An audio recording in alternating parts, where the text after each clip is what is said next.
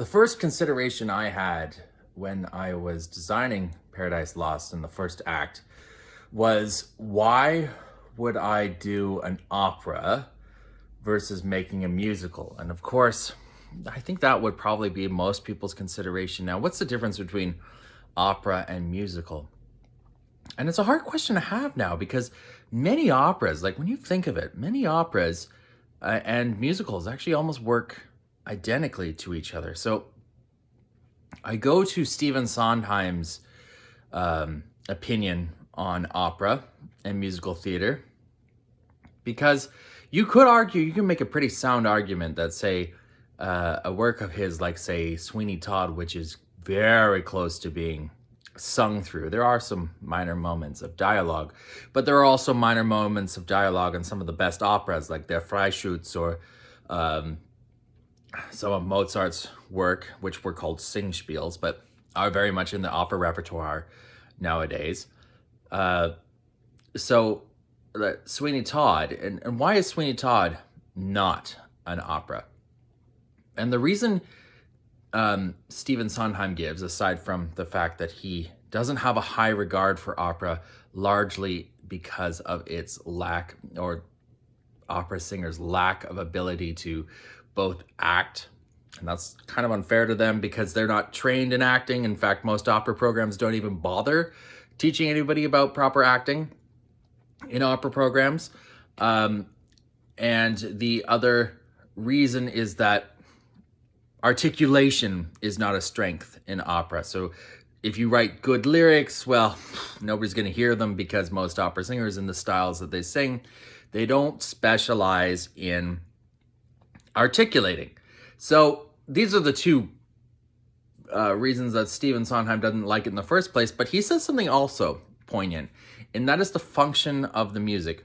In a musical, music, in good musicals, music serves to heighten an action. So when a character no longer can express their feeling in just words, when words fail them, they need music to do that. So you see that very clearly in, say, something like Sweeney Todd, when, for example, Epiphany, when the anger and rage so enraptures Benjamin Barker, Sweeney Todd, that he has to rage out in this cataclysmic music done by Epiphany, or the joy over figuring out what they're going to do with bodies and see the business, and say a song like Little Priest.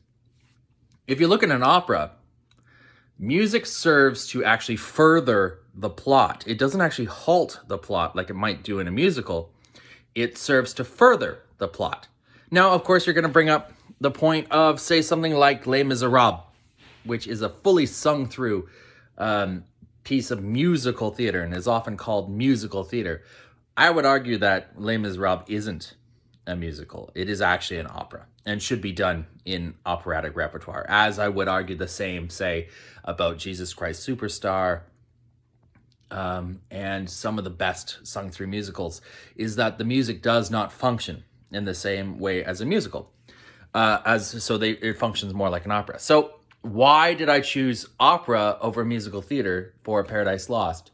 And that is the poetic nature of Paradise Lost. The poetic nature of Paradise Lost, and also the kind of demonstrative nature of Paradise Lost. There's no Emile Zola kind of realism in Paradise Lost. First off, it's a mythic story. So opera does well with myth. In fact, opera was designed kind of for myth.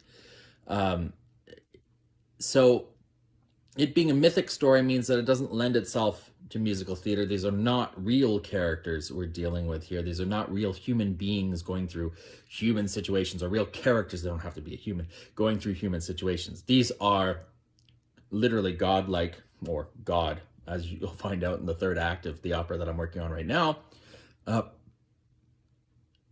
going through issues in their drama. So naturally, opera works better for Paradise Lost. However, I did consider very deeply about making Paradise Lost into a musical. And that, of course, is most evident in the last musical debut in that I hired a musical theater actor to realize that chorus. And you know what? It works. But when I first heard it 2 years ago, after working with him, I realized that this is not really serving its full function. In fact, a lot of the words are being lost, a lot of the harmonies are being lost. So the depth of harmonies needs to be married with the articulation of the words. So I actually hired a opera singer from Italy to re-realize that piece, and that's what I'm going to debut to you today, which is the same piece that I debuted last week, but this is sung by a different singer. So the piano is still being played by Marley Kharkiv or Marley Piano. The opera, the actual chorus now is being realized by a man named Ezio Firenze, who is from Italy, and he actually, I worked with him plenty going on forward here, and he realizes the full chorus as well, overdubbing himself, but we actually get to hear a little bit more of the harmony, and we also get to hear, I think there's a little bit more depth in the words, believe it or not, with an opera singer working on it. So what follows now is the same chorus sung by a different singer with a different flavor. So this is number 2, chorus, the Invocation of the Muse, from Paradise Lost, Act 1, Scene 1, Paradise Lost, The Escape.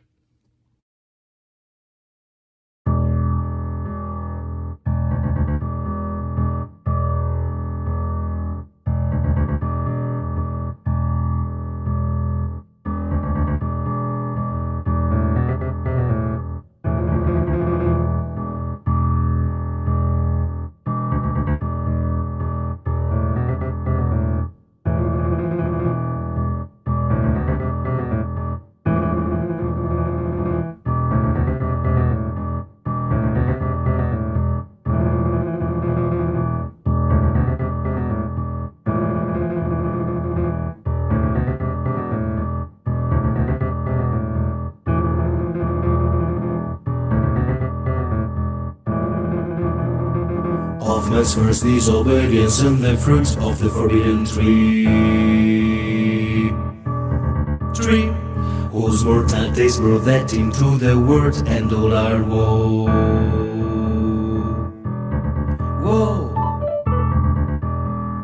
With loss of feet until one greater man, King Jesus Christ,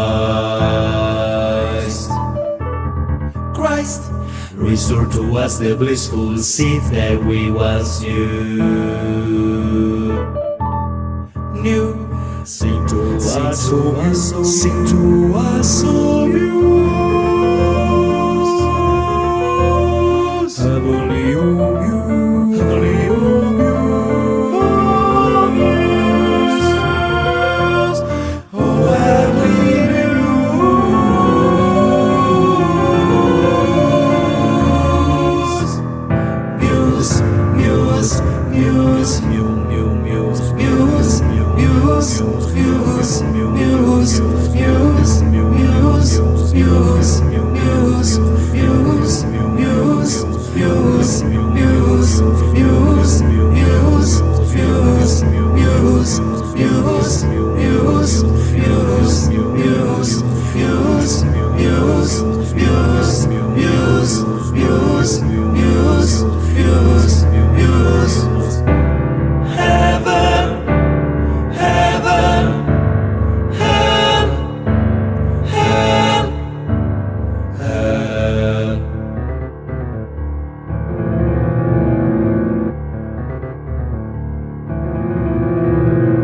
heaven, Satan angel fell into the pit. With Beelzebub's dusted a seat.